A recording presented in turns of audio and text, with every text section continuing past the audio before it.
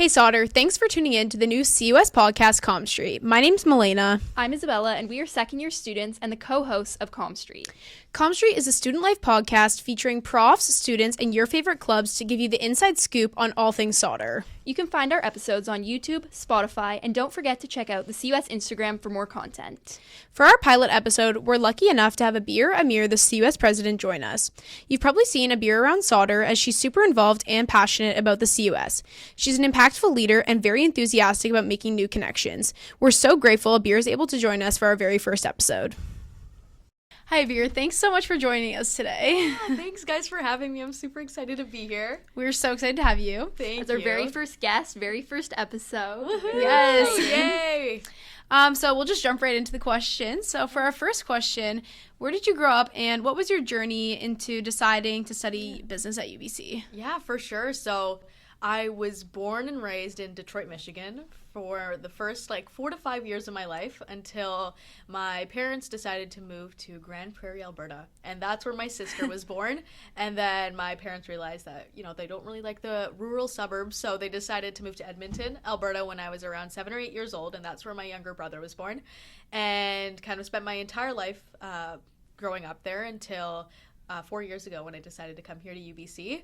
Why I decided to come to UBC? A lot of different reasons, but actually I applied to study political science at every other school except UBC. I was really interested in pursuing law, and I really liked history and English literature in high school, so I thought I could pursue that through getting a degree in poli-sci, but my parents wanted me to go into a pathway that could, have more career options, if you know what I'm saying. So came here to solder kind of on a whim because not only that parental pressure, but I wanted to try something new, go out of my comfort zone, and move to a new city. So came here, and honestly haven't regretted a single thing since. I love it here. I love the community. I love the CUS. That's and awesome. Yeah. Did you know anyone when you moved here? Did you have family here or anyone you knew studying at solder, or did you fully move here not knowing anyone? I actually fully moved here not knowing anyone. Wow. So a couple people from my high school came to solder, but I wasn't really close friends with them. So I kind of came into a new environment where I just had to adjust and figure things out on my own.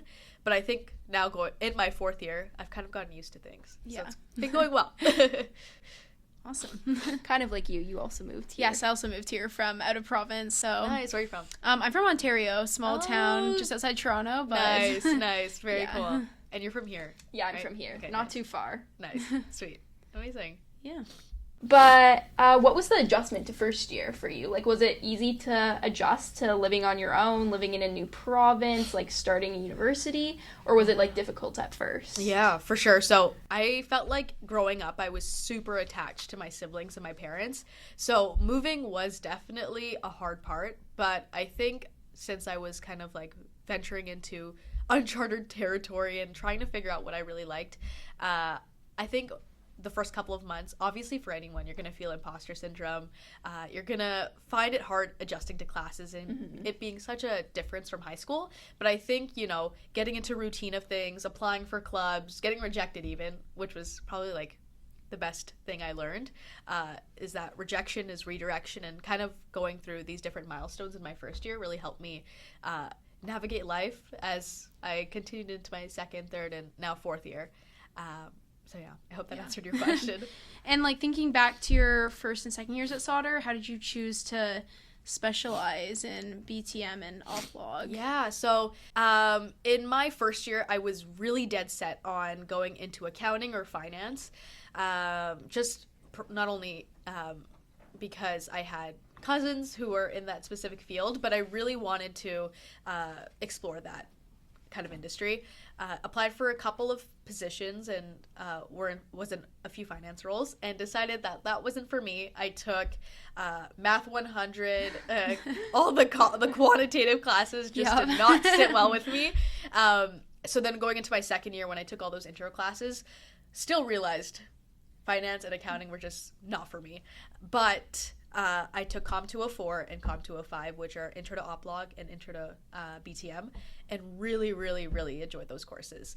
I wouldn't say it was because of the content itself. It was more so the professors. Yeah, I think that makes a big difference. Yes. Yes. And I the first coffee chat I had was actually with my COMM-204 professor, and he kind of told me what the industry of oplog looks like and potential career options, but just the way he kind of laid out what the field looks like was really, to me at the time, super impressive.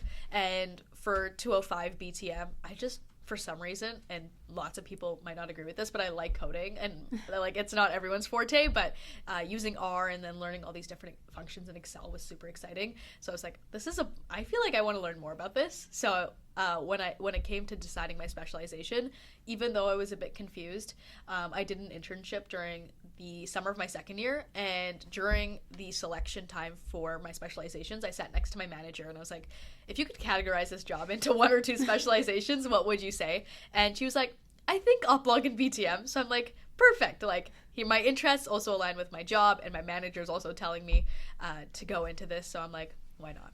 So that was kind of my journey. That's very cool. Yeah, it's cool for us to know too, as we're in second year, so we're trying to decide what we're gonna do. I feel like I change my mind every day. Yeah. Oh yeah. But I do say like professors definitely make a big difference. 100%. Like some of the classes right now, like two of my like profs really are making like a big difference and making me really enjoy the classes a lot. So that's definitely like a really nice aspect. That's awesome.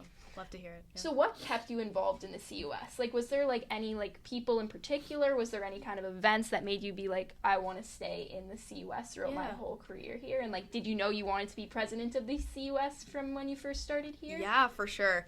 I mean, in my first year, I was super eager, super keen, and I tell people this all the time, that I applied to 20 club positions and only got 2. But again, rejection is redirection, right? So I remember when my first position that I got hired for was VP internal of the first year committee, and just like seeing the type of community I was able to be a part of, hosting multiple events for the first year community, seeing the turnout and then the feedback, I was like, this is sick. Like, how do I continue like being involved in this? So I stayed in the CUS and then pivoted to the student engagement portfolio, where I was associate vice president, and that was where I was a part of events such as Solder Gives Back, Commerce Connections, CU Start Your Involvement. So many different types of events that connected me with incoming first year students who also had the same eagerness that I did in first year to just be a part of so many different things. So I continued that, loved it, and then I wanted to stay in the student engagement portfolio, so I was hired for vice president of student engagement, stayed in the same portfolio, did the same projects and initiatives. So most people retire once they become a VP, but because I had been involved at this point for 3 years in the CUS, I wanted to continue my journey, and I noticed a lot of things that could be changed and things that could be improved. And obviously we've done a lot of amazing work over the past few years, but being someone that had so much experience within the organization, you definitely notice the gaps more clearly than somebody who's more so not in the organization but is a part of attending the events. So with that, I kind of created my platform, advocated for what I thought students wanted to see, and I think that resonated with a lot of people. And here we are, month 6 into my term, and I think we've got some pretty good feedback, and there's still a lot of changes and adjustments that I want to continue to make. But so far, I think we're doing a pretty good job. Yeah, I've been very impressed with everything that you've done so far. It's been very impressive. Yes. And I see that you've like definitely been putting a lot of time and effort into like every single aspect of the CUS, which is very admirable as the president right now. Yes. So. Thank you. Were you ever involved in any other clubs aside from the CUS, whether within Solder or outside of Solder? Yeah, for sure. I was involved in the UBC Debate Society in my first year. Went to a couple meetings, and then I just got intimidated by all the really, really impressive debaters. So I was like, okay, let me try something else. I was also part of Enactus UBC in my first year. I was the internal associate, so it aligned pretty well with my VP internal position in the CUS. And then in my second year, ironically enough, I was a finance manager in Enactus. And that was another one of the 100 reasons why I didn't decide to pursue a specialization in finance. I just wasn't good at it. And to this day, I can't comprehend a budget sheet. Don't tell my VP finance. Don't tell my VP finance. Yeah, so Solder has like an excellent community of business professionals, profs, and upper year students. So do you think that anybody at Solder had like a big impact on you, and any like impacts of your journey at Solder or within the CUS or just in general? Yeah, absolutely. I think in my first year when I saw the CUS, I more so perceived it as an organization that was kind of above all other students, and I definitely noticed that there was a gap between things. But I remember coffee chatting at the time with what was her position? She was the chair of Commerce Community, which you might be familiar with. Yes. Her name was Victoria, and she has honestly been my mentor since day one. I told her my concerns, and it was pretty bold of me as a first-year student, not even involved. This was before I even got hired into Oh my gosh. as first-year committee. Very impressive. I went up to her, and I was just like, why is there this gap that exists? I feel like there's like a hierarchy almost with people involved in the CUS, and I feel like it shouldn't be that way. It's a student government that runs and operates for students. Why does it not seem that way?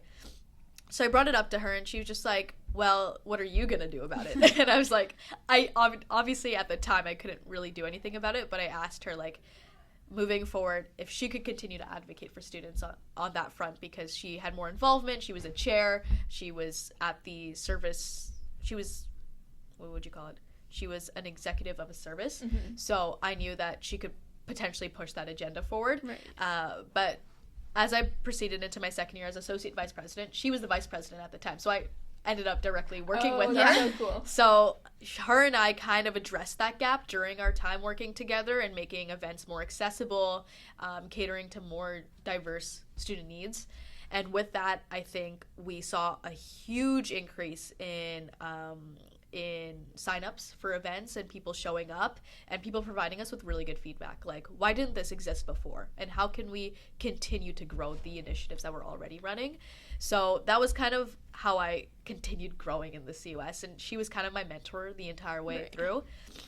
So even now, like, in this position, I still lean on her for advice. I'm like, what do you think about this? Or do you think this set initiative would be beneficial for students? Because she's kind of had a million different positions within the CUS, if you've met her, and I continue leaning on her all the time. So if she's listening, I love you. Very impressive you were able to coffee chat her in first year and say what you really Yes, what you that's really very felt. impressive. She was the most friendly out of like everyone else, so I definitely appreciate her for listening out a first year student. Yeah. So fast forward a bit to when you're running for CUS president. Could you describe a little bit of the process of running and campaigning? And then also if you had any piece of advice that you could give to the next people who are going to be in your position in the coming year. 100%. So I had never run in a campaign before, and I never planned on running in a campaign. And like it was kind of like my wildest dreams coming true in my first year. Like, I saw the CUS as something I could never be a part of, and now, like, like that was something I could never foresee happening. But I think when the opportunity came, and I kind of had a community of people who supported me and who thought that, you know, if I think I can do it, then, you know, they'll support me along that journey. So campaigning was definitely a very tedious and, like, time-intensive process. I spent so many hours working on my campaign. I had 2 campaign managers that kind of created all my graphics. So I had a Mario theme. Yes, I loved it. Thank you. Great, thank you. Shout out to Kachi and Tracy. They helped me out with the entire thing. And when I was thinking about what my 4 platform points were going to be, we tied that back to different, like, Mario icons. And you know, from Super Mario Kart. That's the name, right? Yeah. That was my favorite game growing up. So it was nice to bring that together. Oh, that's so cool then. Yes. Yeah. So we were thinking of Zelda at first, and then I was just like, I don't play Zelda that much, but I think Kachi was a big fan. And then Mario was what stuck with everyone. So did the Mario theme, and then just a lot of, like, talking to people, staying at Solder late nights until 2, 3 a.m. Oh just my gosh. like waiting until the last person would leave Berm. Oh my so gosh. I could, like, at least have an opportunity to talk with everyone. Because at the end of the day, I don't think people, like, if I just went out and campaigned and, like, put posters up and that was it, I don't think that would have been as effective as like, actually going to people, talking to them. Right. What are your concerns? What do you want to see? And then actually implementing that in the strategy I had when I was running for president. So that was kind of the whole campaigning period. It was, like, an intensive week.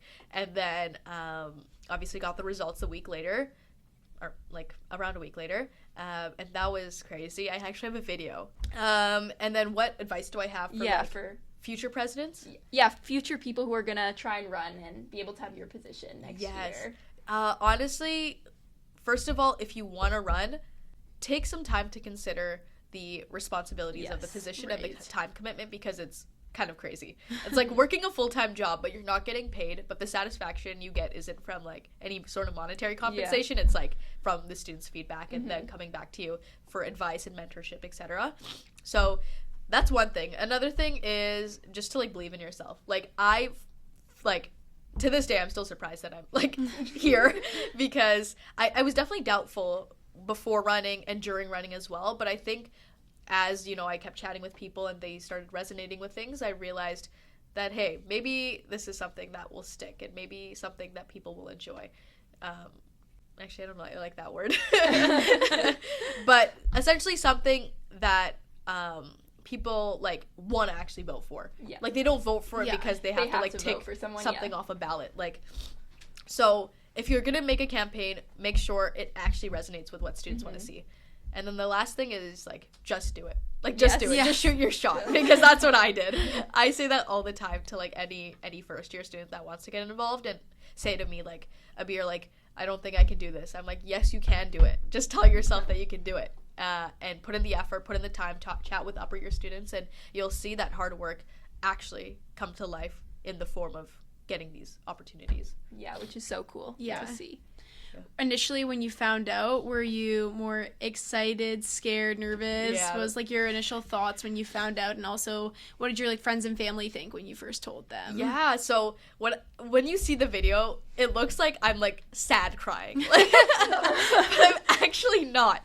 Like I remember just feeling more so shocked because it was like this kind of, like I said, like dream, like not unattainable, but when you get it, you're like kind of overwhelmed with all these emotions. And I think it took me some time to actually process things, and my friends got me like a little cake with a Mario themed cake. Oh, that's awesome. It was so cute. It was so cute with a little trophy. It was very wholesome. So very overwhelmed but super grateful at the same time. And then the second part of the question was how your friends and family reacted, or how how you told them. They honestly don't fully understand the scope of the CUS. My parents do. They don't get it. No, they don't. So they were like, good for you. How are you doing in so-and-so class? Like, what's it like? So, I mean, sometimes, like, when they ask me, like, Abir, what are you doing? And I'm like, I'm in a meeting. They're like, why are you always in a meeting? Like, are you a business woman? Like, are you running the school? No, I'm not. But I think, like, I actually, like, made a presentation, like a PowerPoint presentation to my parents. Oh my gosh, that's awesome. It was so solder, but, like, I presented to them, like, what exactly I do, and they still didn't understand it. They were like, they were like, a student should not be having this much power. But I think overall, like, they've become more accepting of it because they know I've been a part of it since my first year. Right. So, they're also excited for me to go into retirement as well, 'cause they've seen the effects.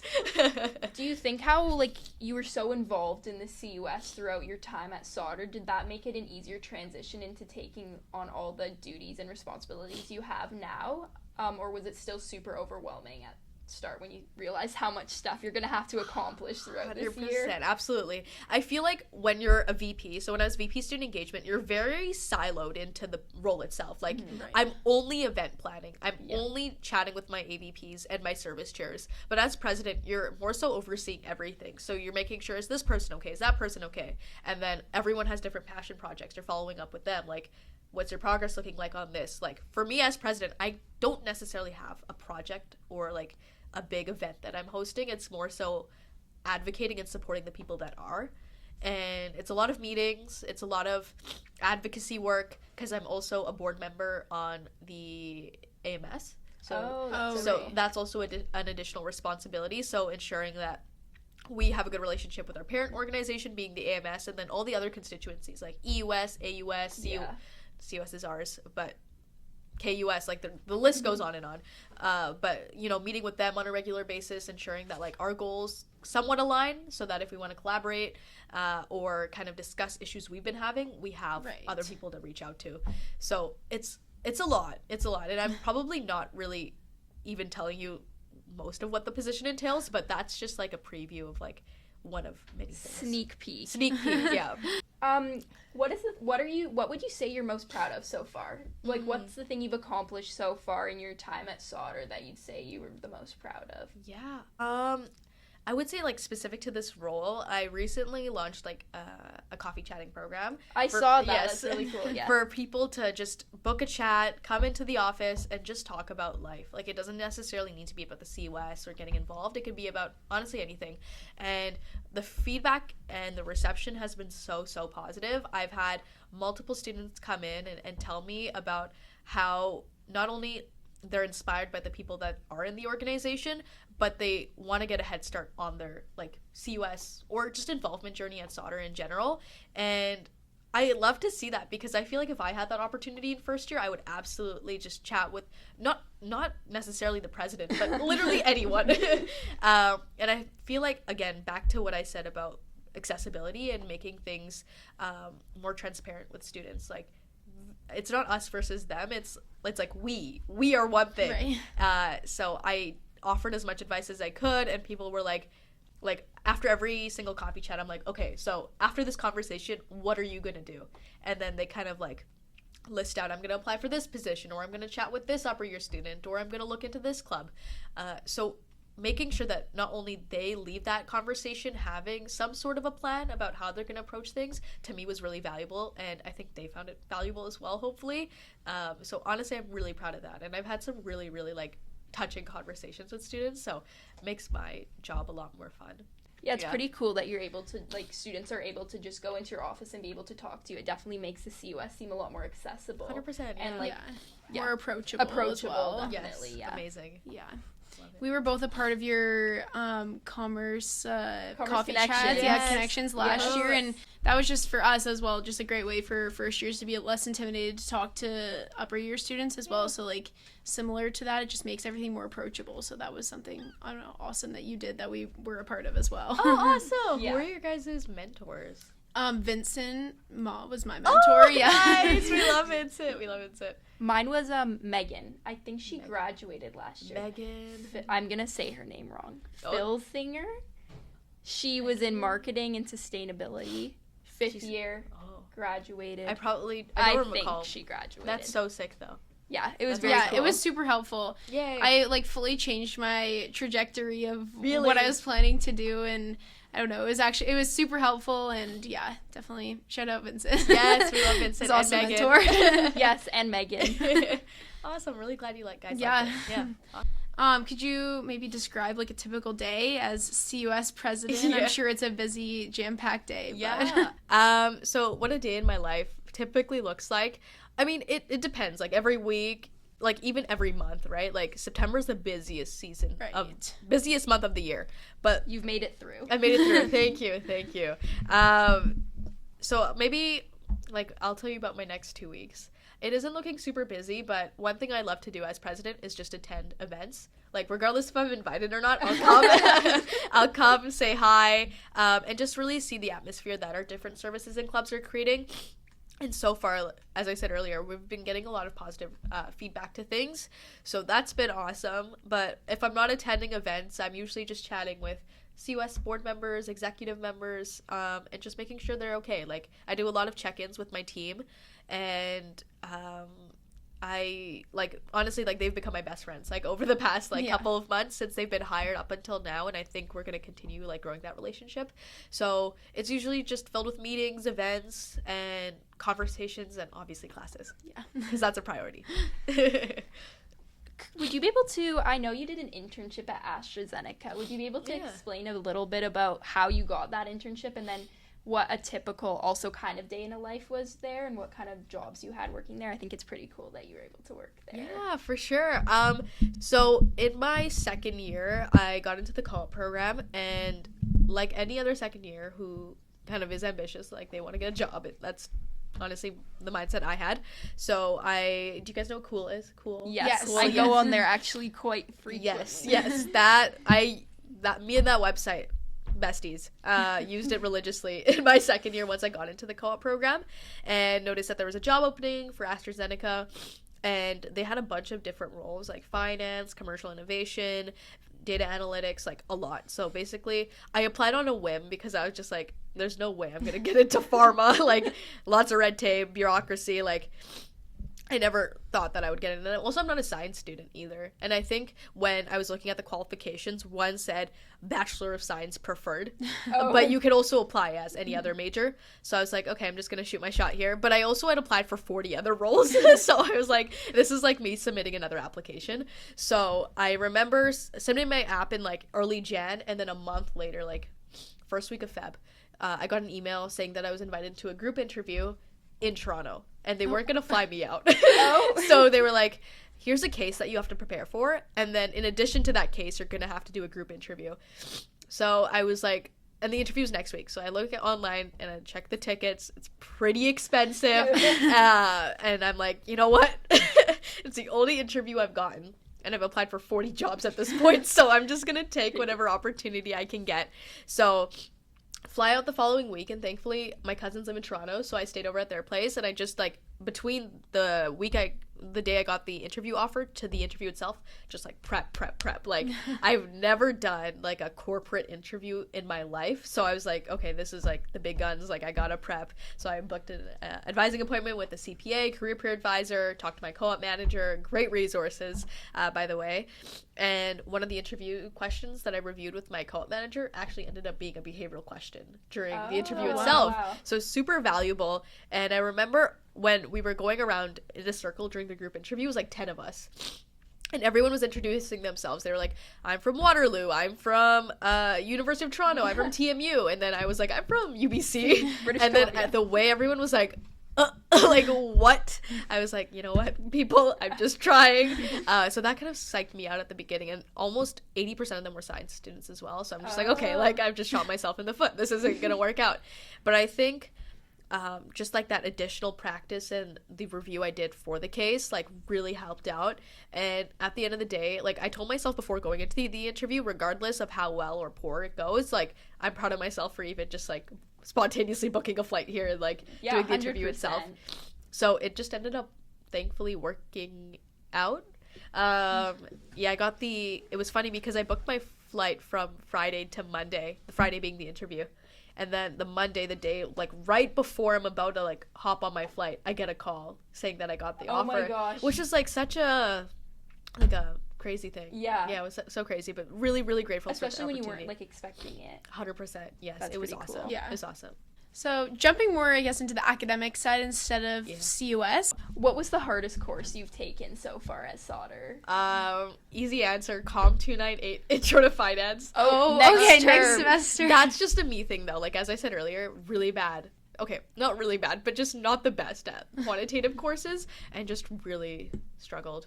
And that was also when I was doing a lot of work for my position as VP student engagement. So priorities. And one thing I'm trying to work better on is like balancing academics and CUS. Right. Sometimes it's like CUS and then academics down here, but we're trying to find a balance.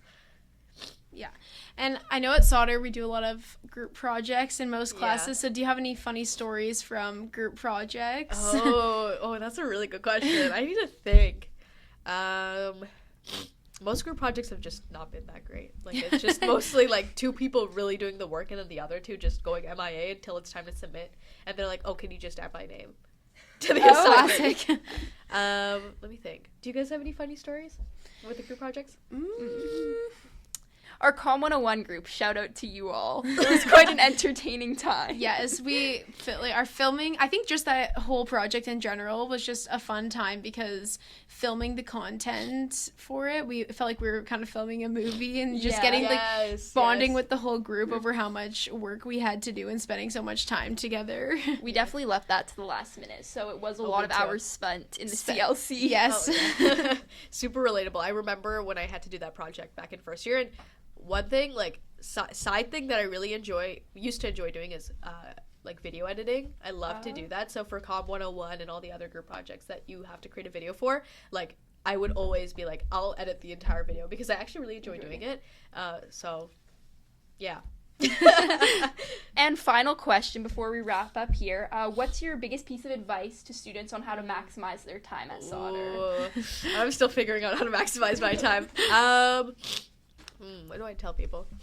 I mean, one thing I like to tell, especially first years, second years, and transfer students is like, it'll obviously take time to adjust and give yourself that time, right? You don't need to have everything figured out. You don't need to be a part of 20 clubs in your first year. Like, take it at your own pace. And even if you see people around you, like, being quote unquote successful, I wouldn't say that's necessarily what success is defined by, like how many clubs you're a part of or what executive positions you have. It's more so the opportunities you engage yourself in and the experience you get out of that. So choose things wisely, but what you choose, put your 110% into it, and you'll see that, like, you'll really find this community. That's awesome. Thank you so much for taking your time to come on the podcast. Of course, You're very insightful speaker, and we Yes. definitely Thank learned you. a lot. Amazing from talking first to you. guest Thank to have you. on the podcast. Thank you guys. It was a pleasure. I'm so honored. Thank you. That's all for today. Thanks everyone for listening in on our very first episode. You can follow COMM-STREET on Instagram, YouTube, and Spotify, and look out for the feedback form where you can drop your suggestions for podcast ideas or if you'd like to be featured as a guest. Finally, before we wrap this episode, we'd like to give some special shout-outs to people who this podcast would not be possible without. First of all, Sophia Keeshan, the podcast lead, Mahir Gulabani, the podcast editor, Audrey Roshadi, the VP of Marketing and Communications, and everyone in the marketing portfolio who made efforts to make this project possible. And a special thank you to Abir Amir, our CUS president and our very first guest. Thank you so much to her for taking her time to come on the podcast. And remember, COMM-STREET's the place for your hot-to-go takes.